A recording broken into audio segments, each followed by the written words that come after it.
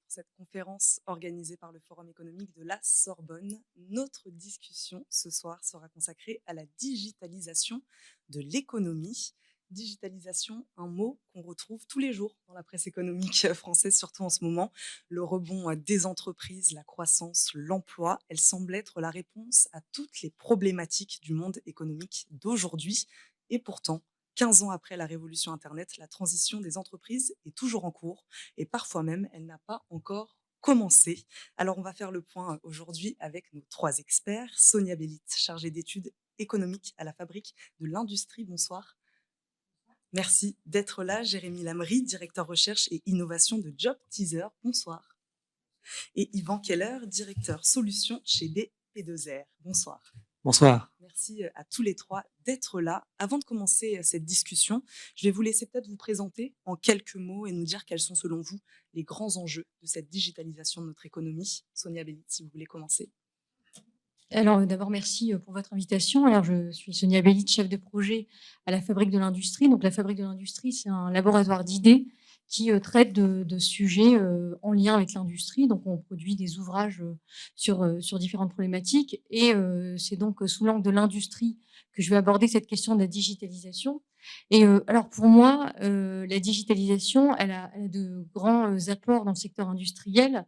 Et notamment, ce que va permettre la digitalisation, c'est de produire de façon plus efficace, d'optimiser la production, que ce soit au niveau de l'usine ou de la chaîne d'approvisionnement. Et puis, la digitalisation, elle va aussi permettre de produire différemment.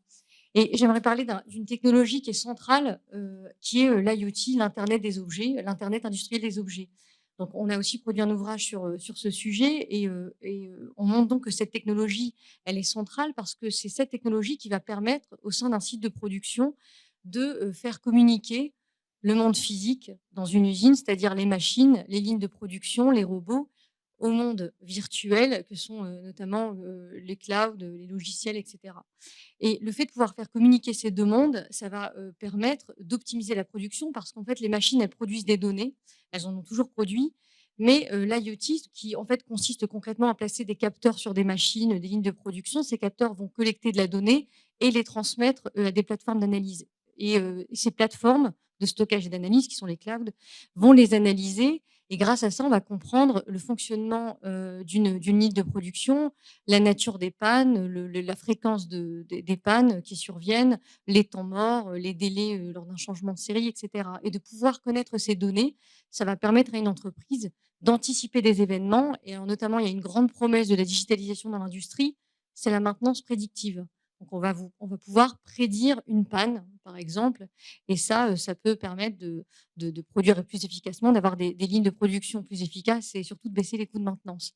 Alors ensuite, je voudrais évoquer une deuxième grande promesse de la digitalisation dans l'industrie, c'est la personnalisation des produits. Donc, on va pouvoir produire autrement.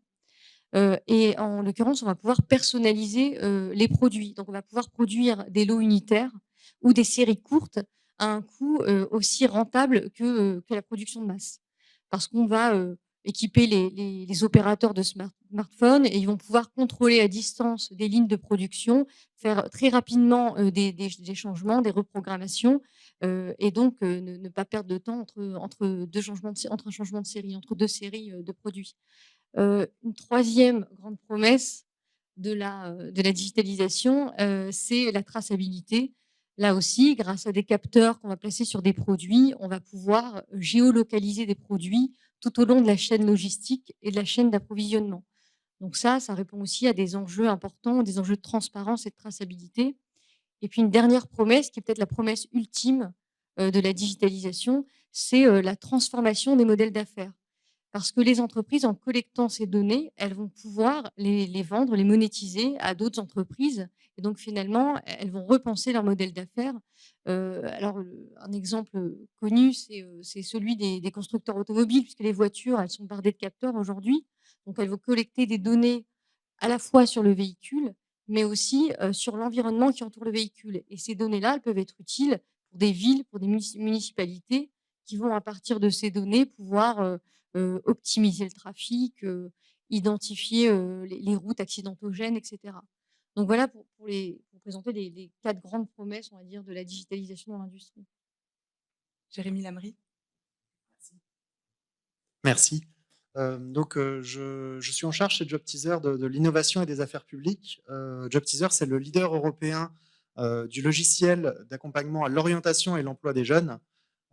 Autrement dit, on équipe les établissements d'enseignement supérieur avec un logiciel qui permet aux jeunes de trouver un emploi, de se préparer dans leur orientation. Et ça, c'est en lien avec mon sujet de recherche. Je suis docteur et chercheur en psychologie sociale sur le sujet des compétences, le lien entre les compétences et la performance. Donc, on a un très gros sujet dans le sujet de la digitalisation, en lien avec notamment ces fameuses compétences. Ma collègue a parlé un peu des taquets que permettent de lever la digitalisation. Moi, je m'intéresse pas mal aux enjeux, et notamment aux enjeux de souveraineté et de puissance que représente la digitalisation. On va par exemple avoir le sujet de souveraineté des données. Si on prend un exemple en lien avec l'emploi, par exemple, LinkedIn a aujourd'hui une meilleure connaissance des organigrammes des entreprises françaises que les entreprises françaises, ou même que nos services de renseignement. Et on peut évoquer plein d'autres exemples comme ça. Donc le sujet de la souveraineté des données crée bien sûr un contre-pouvoir très fort à l'étranger, mais également une asymétrie puisque ça crée une barrière à l'entrée qui est très forte, barrière à l'entrée qui est en plus euh, augmentée par le modèle du digital. Le modèle du digital, la promesse du digital, c'est un coût marginal nul ou quasi nul. Les acteurs qui sont déjà très avancés, donc on parle notamment des grosses scale-up californiennes. Nous, on le voit chez JobTeaser, c'est le positionnement dont on bénéficie en France. En faisant partie du Next 40, on est sur notre segment, par exemple. On a un monopole extrêmement fort aujourd'hui avec près de 98% du marché. Et ça, c'est vraiment ce que permet le modèle du digital, un coût marginal nul qui crée des très gros profits, des capacités d'investissement énormes qui permettent de développer une surface fonctionnelle avec laquelle il est impossible de faire concurrence. Et tout ça, bien sûr, c'est que quand on développe de telles plateformes, qu'on acquiert de telles données, là, je reboucle avec mon sujet cœur, c'est qu'on arrive à une maturité du capital humain avec laquelle il est très difficile de faire concurrence. Dans cette maturité du capital humain, on a des personnes qui sont expertes sur des métiers donnés, mais même jusque dans les métiers, on arrive à un niveau de granularité extrême. Aujourd'hui, par exemple, les startups qui grossissent très fortement en France, mais même les grandes entreprises, se retrouvent à avoir besoin de certains postes, exemple product marketing manager, qui sont des personnes qui sont extrêmement rares en France, qu'on va aller chercher aux États-Unis. Et là où on les payerait 70 000 euros en France, on va être obligé d'aller les payer jusqu'à 200 000 euros pour pouvoir les recruter en France, pour aller les chercher dans la Silicon Valley. Donc, on se retrouve en fait face vraiment à cette barrière du capital humain qui va venir créer un très gros enjeu. Et l'enjeu de la digitalisation, pour moi, c'est bien sûr un enjeu lié à l'économie, mais c'est aussi un enjeu lié à l'économie de notre capital humain qu'on ne transforme pas assez vite au vu de la vitesse d'accélération du sujet. Je vous l'avais dit, les enjeux sont multiples. Donc, Yvan Keller. Alors, Yvan Keller, je suis directeur associé d'un cabinet conseil en supply chain. J'ai le tropisme du transport et de la logistique. Ça fait plus de 20 ans que je suis dans la digitalisation du transport pour l'essentiel et aussi de la logistique. J'ai fait partie en fait des premiers geeks de l'Internet à la fin des années 90. J'ai été notamment à l'origine de la création du Web Agency. J'ai créé les premiers sites Internet des grands ports français. D'aéroport de Paris pour le fret, de transporteur Géodis. Et en fait, j'ai jamais quitté ce domaine depuis 20 ans. Aujourd'hui, j'accompagne des petites entreprises comme LVMH, L'Oréal, Renault-Nissan, le groupe SEB, enfin, ces petites boîtes-là, dans leurs enjeux et les objectifs à digitaliser leur activité de transport de fret. Il y a 3 enjeux majeurs et déterminants. Cette activité, le premier, c'est ce qu'on appelle la mesure de la performance transport. On en parlait, la fameuse traçabilité. C'est-à-dire, on veut sortir du fait qu'aujourd'hui, il ne s'agit pas simplement de savoir que mon camion a quitté l'entrepôt et puis bon, si mon destinataire n'écrit pas, c'est qu'il est bien arrivé. Je pense que la digitalisation, elle est là pour enfin piloter cette livraison. On sait que le e-commerce, on sait qu'Amazon a apporté énormément sur cette partie-là et nous prouver à nous tous, quand nous achetons Amazon, ô combien on était rassurés, désangoissés de savoir qu'on allait être livré à temps, en heure et convenablement. C'est encore très rare dans le transport. On ne sait pas où sont les marchandises, on ne sait pas comment elles sont transportées, on ne sait pas si elles vont être livrées en retard, on ne sait pas si elles vont subir, des chocs, si elles seront arrivées abîmées ou pas. Les fameuses IoT dont vous parliez, effectivement, j'ai des clients, on commence à les mettre sur des produits pour en mesurer la température, les vibrations, l'humidité, les chocs violents. Donc, il y a cet enjeu-là, premier enjeu, c'est-à-dire enfin pouvoir piloter cette activité et pouvoir savoir en temps réel ce qui se passe. Dans un objectif central, la satisfaction du client. Pourquoi Amazon a un tel succès? Pas parce qu'ils vendent des super produits. Certes, ils vendent des super produits, mais surtout parce qu'ils ont tout misé sur le service. Vous achetez Amazon parce que vous savez que vous allez être livré vite et bien. Vite et bien.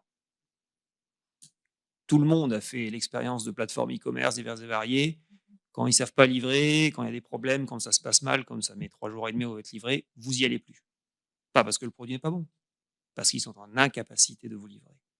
Donc cette dimension, elle est majeure et aujourd'hui, la plupart de mes clients font appel à mes services justement pour des problèmes de traçabilité, pour des problèmes de transparence et de visualisation et de suivi de leur fret.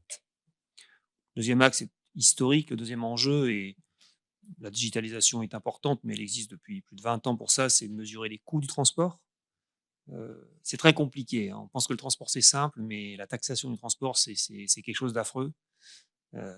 Pour donner juste une échelle, un ERP classique, il ne sait calculer que 30% de tout le périmètre des coûts de transport, tellement c'est complexe. Donc en général, on paye 3% de trop de ce qu'on devrait payer. Donc quand vous avez des centaines de millions de budget annuel transport, je vous laisse faire les maths, ça représente des sommes colossales. Donc la digitalisation est là pour répondre à ce deuxième enjeu. Et le troisième enjeu, qui devient central, c'est l'empreinte carbone. Vous savez, le transport, c'est pas très propre. La conférence de tout à l'heure parlait qu'on avait je ne sais plus combien de centaines de milliards de budget et que 80% de carbone est dans les produits, mais il est aussi à plus de 10% lié à son transport. En tout cas, juste les camions en Europe, c'est 6% du CO2 quand même, hein, juste les camions. Puis vous rajoutez les voitures personnelles, c'est encore 4%. Donc, cet axe-là devient majeur, même si, on l'a dit aussi à la conférence précédente, il n'y a pas encore d'écotaxe, en tout cas pas partout dans tous les pays d'Europe, même si c'est une directive européenne. Et il nous manque effectivement cet effet écotaxe pour permettre effectivement de véritablement faire payer le vrai coût de la pollution du transport. Malgré tout, c'est un sujet que les chargeurs, les industriels et les distributeurs commencent vraiment à prendre à bras le corps et ils veulent savoir ce que le transport impacte sur leur empreinte carbone.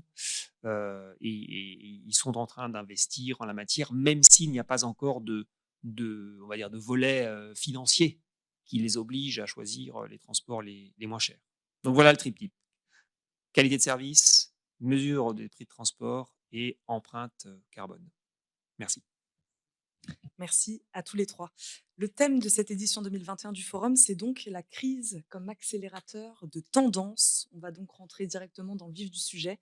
Sonia Bellit, est-ce que la crise du Covid-19 a-t-elle, comme on l'a beaucoup dit, accéléré de manière significative la digitalisation des entreprises françaises? Alors, je répondrai que ça dépend des activités. Alors oui, ça a accéléré la tendance, pour beaucoup d'entreprises qui ont investi dans des solutions de cloud, dans des serveurs, dans des solutions de webconférence, qui ont aussi acheté des ordinateurs pour que leurs salariés puissent travailler à distance. Donc dans beaucoup d'activités tertiaires, on a observé une accélération de la digitalisation. Mais pour revenir au secteur industriel, pour les activités de production pure, on l'a peut-être pas observé parce que c'est pas encore possible de travailler à distance, de contrôler une usine à distance. Donc, ce qu'ont fait les entreprises industrielles au moment du confinement, c'est qu'elles ont tout simplement soit arrêté, leur activité, donc mis leurs salariés au chômage partiel, en activité partielle, soit en poursuivant l'activité, en mettant en place des mesures, de distanciation sociale. En revanche, sur leurs autres activités, comme les activités administratives, ou commerciales, là oui, elles ont accéléré leur digitalisation en ayant recours aux technologies auxquelles je faisais référence. Ce que je voudrais ajouter aussi, c'est que, malgré tout, les activités, de production ont été impactées par les confinements, aussi parce que, les entreprises industrielles ne pouvaient tout simplement plus vendre. Par exemple, les constructeurs automobiles ne pouvaient plus vendre leurs voitures chez les concessionnaires. Donc ce qu'on fait, là où ça a aussi accéléré la digitalisation, c'est, sur les canaux de vente. Et là encore, les constructeurs automobiles, ce qu'ils ont fait, c'est qu'ils ont mis en place très rapidement, par exemple, des canaux de vente comme le click and collect. Donc de ce point de vue-là, oui, ça a accéléré. Ensuite, est-ce que, je pense que, ça n'a pas changé, énormément la donne, en tout cas en ce qui concerne les petites entreprises, pour qui les investissements dans ces technologies numériques représentent des investissements, colossaux. En ce qui concerne, encore une fois, les activités de production, ça se fait pas en un jour et les investissements sont très lourds. Donc les principaux freins, vous diriez, sont le coût? Le coût, la réticence aussi des dirigeants, le manque de formation, le manque de compétences en interne aussi et au-delà de ça, des effets de seuil aussi. C'est-à-dire que, bon, ça revient, au coût, hein, mais il faut pour pouvoir observer les effets, les bénéfices des technologies numériques, sur les activités de production, il faut un certain temps et il faut aussi réaliser un certain niveau d'investissement. Et les petites entreprises n'ont pas forcément les moyens de réaliser ces investissements. Jérémy Lamry, vous avez vu une différence, significative après cette crise? Est-ce que la crise, selon vous, a accéléré la digitalisation des entreprises ou comme le dit Sonia Bellit, des disparités quand même subsistent, notamment auprès des petites entreprises? Alors je peux pas parler pour toutes les entreprises puisqu'il y a une multitude de secteurs d'industrie. Je peux parler par exemple d'une activité pour l'ensemble des entreprises qui est l'activité de recrutement, et je peux parler du secteur de l'enseignement supérieur où là, j'ai clairement vu le sujet de la digitalisation. Si on s'est retrouvé par exemple avec des établissements d'enseignement supérieur qui se sont retrouvés à d'un côté devoir donner, des cours, en ligne, donc à vraiment généraliser le système de NT, et environnement numérique de travail et d'un autre côté, à devoir essayer de conseiller, les étudiants sur une approche qui était historiquement très, très physique.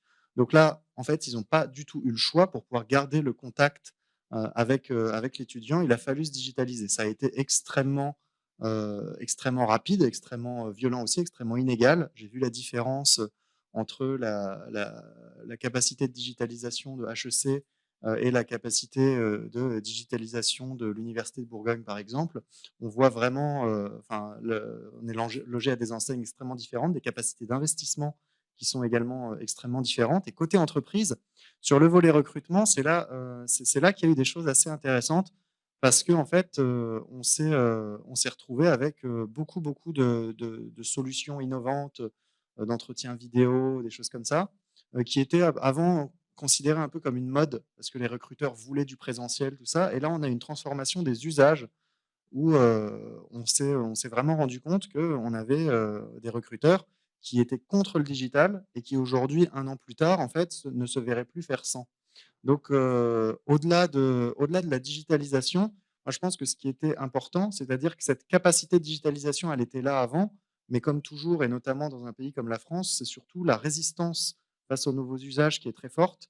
Et en fait, là, on s'est retrouvé face à une contrainte qui a permis de lever beaucoup de croyances limitantes en lien avec les potentialités du digital, notamment en matière de contact humain. Et ça, je le vois sur d'autres aspects, dans d'autres industries. Yvan Keller, vous diriez de la même manière que les disparités subsistent, que la digitalisation s'est Alors, faite sur certains oui. secteurs, sur certains métiers, mais pas partout? Alors, pour toujours, hein, pour rester sur le prisme de la supply chain, hein, la logistique et le transport, là, le phénomène d'accélération a été très fort. Hein, on l'a même vécu. Le télétravail en logistique, transport, ça n'existait pas. Ça n'existait pas. C'était pas possible. Personne n'était en télétravail. Tout le monde était sur site, à un entrepôt où vous ne faites pas de préparation de commandes chez vous. Vous ne conduisez pas un camion en étant assis dans votre fauteuil de salon. Donc forcément, et en plus, c'est un monde qui historiquement est un monde de très papier. Les contrats de transport, les CMR, les listes de chargement, tout est papier. Puis on se les échange entre le logisticien et le transporteur et le client final. Et tout ça en termes de gestes barrières, c'était pas super, super. Donc, vous avez eu un effondrement véritablement de l'organisation du transport et de la logistique suite à la Covid-19.